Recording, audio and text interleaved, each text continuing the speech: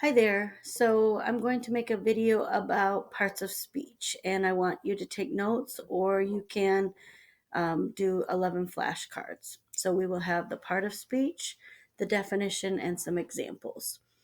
And I call these cousins. So I call them parts of speech cousins. And the first set is starts with a noun. So a noun is a person, place, thing, or idea. A person could be a lady, it could be your name, or it could be a teacher. Place could be a city, it could be Cincinnati, or it could be a bathroom.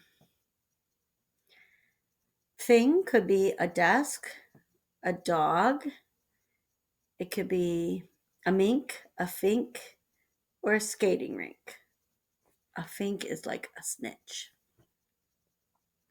And an idea could be liberty, democracy, love,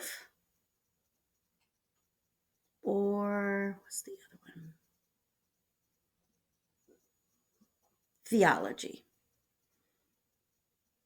Okay, the second thing in that set is a pronoun. A pronoun replaces a noun. So if I said, Mrs. Wilson is my teacher, Mrs. Wilson is sick today, Mrs. Wilson has two dogs, Trooper and Libby. Mrs. Wilson cares about me. And I kept saying Mrs. Wilson. That would sound a little bit awkward. So instead of saying Mrs. Wilson over and over and over and over, I would say she or her or other pronouns.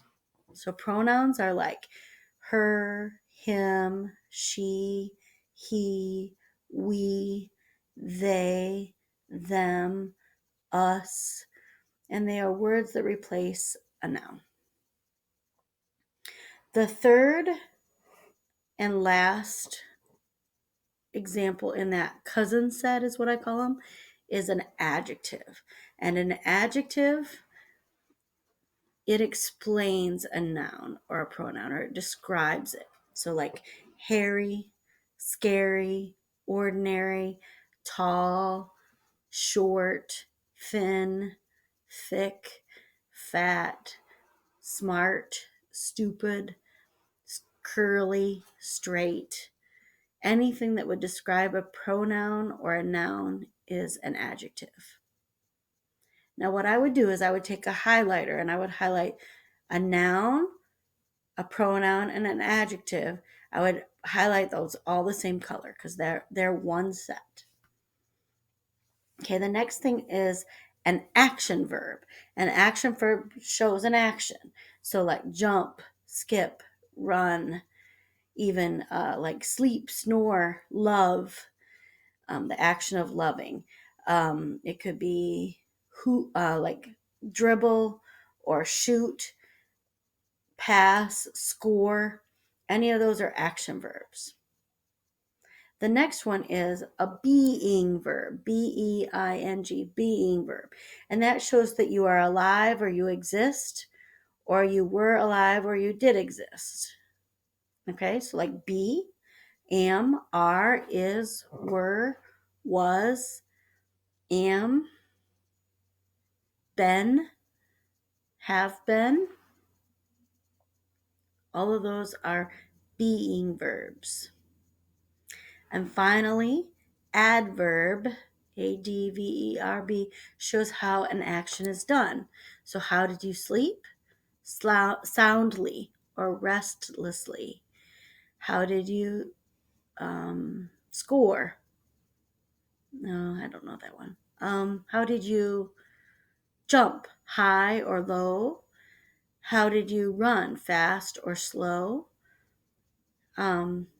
Or quickly or slowly? A lot of times an adverb will end in ly. So that is those three: action verb, being verb, and adverb are another color.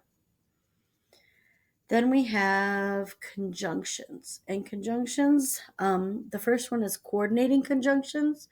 And the one that is on Grammar Rock is conjunction, junction, what's your function?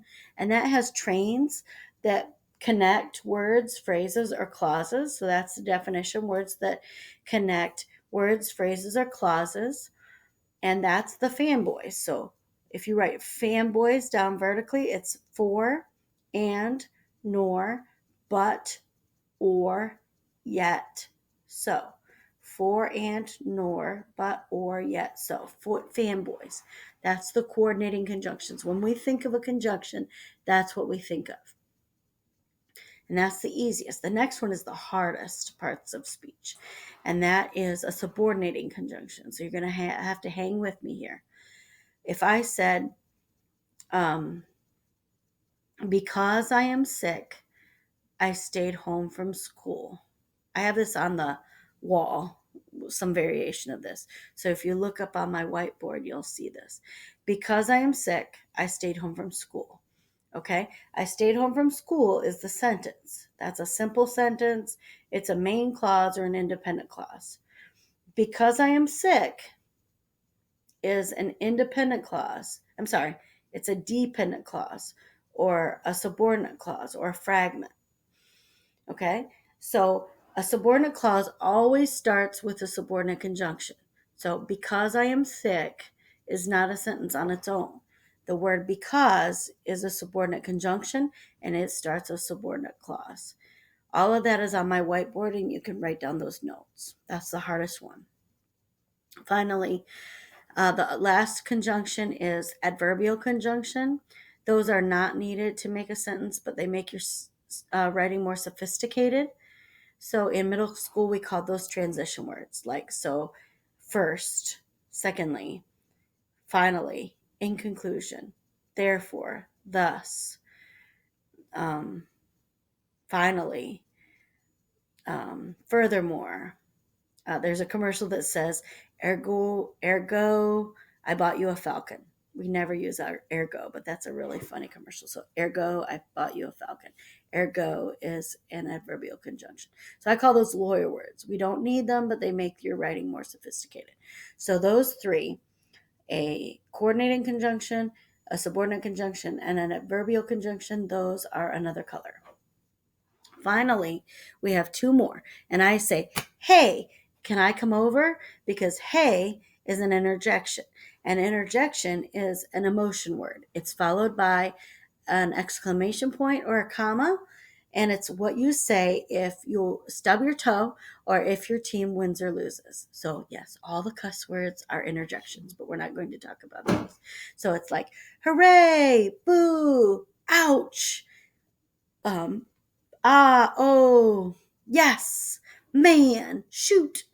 All of those words that can be followed by a comma or an exclamation point are interjections. Finally, our very last one is a preposition. Preposition has the word position in it.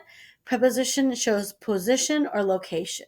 So if a mouse can do it to a hollow log or you can do it to a trash can, it's a preposition. You can be in, out, around, about, next to, away from, high, low.